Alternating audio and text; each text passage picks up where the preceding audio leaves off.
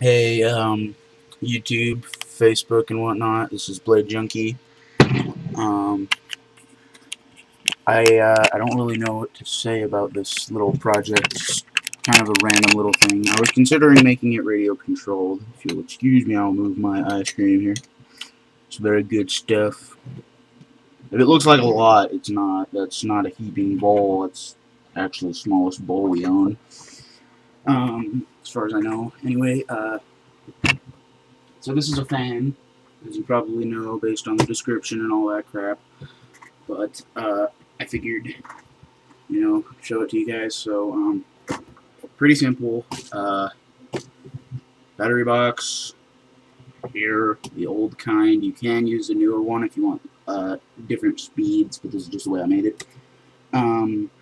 It uses tires and wheels for its grips so that it doesn't move, because it actually vibrates a lot. Giggity. Yeah, that was stupid. Anyway, 2 motors, one XL here. It's XL because it's got enough horsepower for this gear pattern, or ratio, which I don't exactly know the number of, but anyway, it's 2 of those incredibly large gears, and 2 of the incredibly small gears,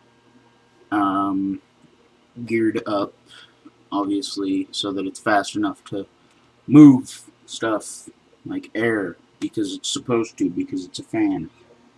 Yes, and the medium motor there is for oscillating. So yeah, it oscillates left and right, which I can show you, just the oscillation alone, I guess. Very simple. It's just a worm gear, and it spins that thing around, and it turns the turntable, which turns the fan from side to side. The fan blade isn't from the new thing, so I know that one's probably kind of hard to get for people, so I figured I would show how to make one of these little things. And it doesn't just work as a fan, it makes a nice propeller, and it's good for boats and whatever.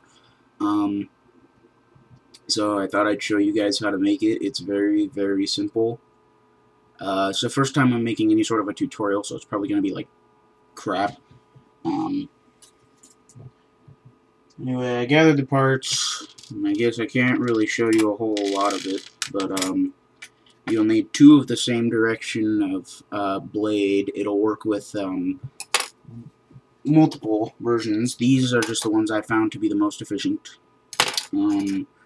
They have the least weight, and they just push air the best, just for their size and their weight and whatnot. But you can also use the newer versions, such as this, and this little stubbier one. But I prefer to use these. As I said, they're more efficient and they're easy to work with, just like anything else. So you'll need 2 of them, and they have to be the same. So, obviously, okay. See, it's like I said, I'm crap at this. Anyway, 2 of those things. You will also need 2 of these little blue things. I'm probably not showing you very well what they are, but they're blue. They're 2 studs in length, and they have the little cross pattern on one side and the circular pattern on the other side. Pattern, whatever you want to call it, I don't care.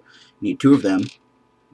You need 2 of the black studded, like 2 stud thing. It's just both circular. No cross in it, or whatever you want to call that. You'll need 2 of these little gray things. You can probably use the ones that have a stud on the end, but I prefer to use the ones that have a half Technic thing, half stud length Technic axle, click, whatever, click axle or something, whatever you want to call that. You'll need 2 of them. As I said, you could use the ones with the normal, like, classic stud. You'll need 2 of these, 2 stud length with cross, and half stud width, or I guess 1 stud width, 2 stud length, and or height, and half stud depth. You'll need 2 of those. You will need a 5 stud length axle. I'm clumsy, obviously, like so, like this. And one of these, I don't exactly know what to say aside from this is your only option. It has to have the cross in there and in there. That's just the way it has to work.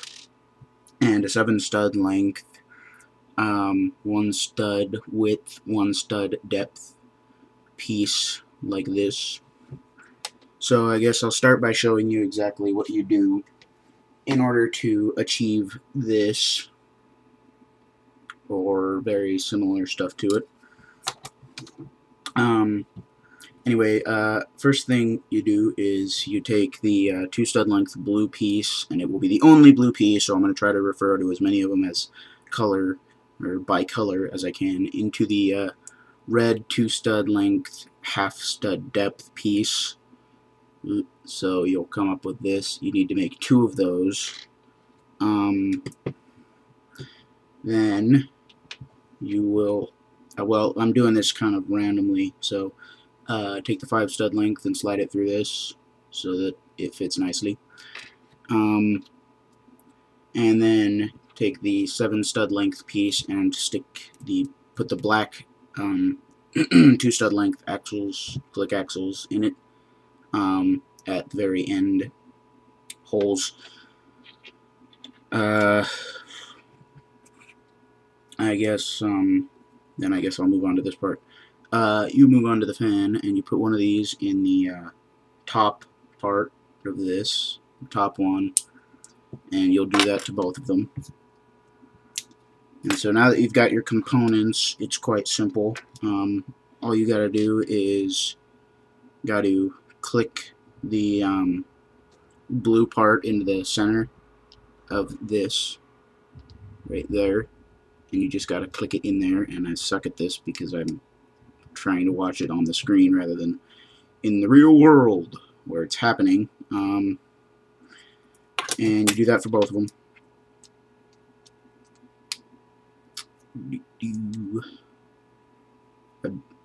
Now, for all I know, I could be completely screwing this, but you know, whatever. You know, okay, it's not for all I know. I am screwing this because this is the first time I've made one since making this one. I have tried the other variants of these here things, and they just failed horribly for me. So yeah, just been a while since I've made them. Anyway, then you will take your 5 stud deal with this on it, and you put it into this so that the little dark gray piece fits into the little notch in its side. And you do that on both of them, and it'll have to, and if they're the same, then you've done it right, because it will have an opposing sort of thing. It's perfectly symmetrical, so it's not like mirror image. And then yeah, so you turn it around, and then you get the 7 stud length thing, and you just click the black axles into the fan pieces, and there you go. Now these two are opposites because I don't have enough of them to make 2 of the same directional fan, but I did have enough of these to do it, so I made a dual blade, I guess quadruple blade fan, whatever you want to call it. Anyway, then pretty simple. Then you just stick it on an axle, and then turn it on. I don't know how loud that is to you, but it's kind of loud. That's just because of how much airflow there is. Ow. Anyway, yeah. So it works quite well. It'll move air well, and if you're using it for a boat, then obviously you'll have different gears, but it works quite well with that as that too. So yeah, pretty good spin. I don't exactly know how to show you, but I guess guess I can get a piece of paper or something. Alright. That'll do, I guess. Anyway,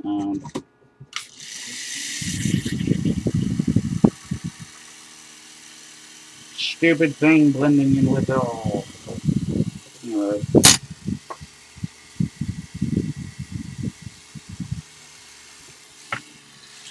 Guess here's another way to show you.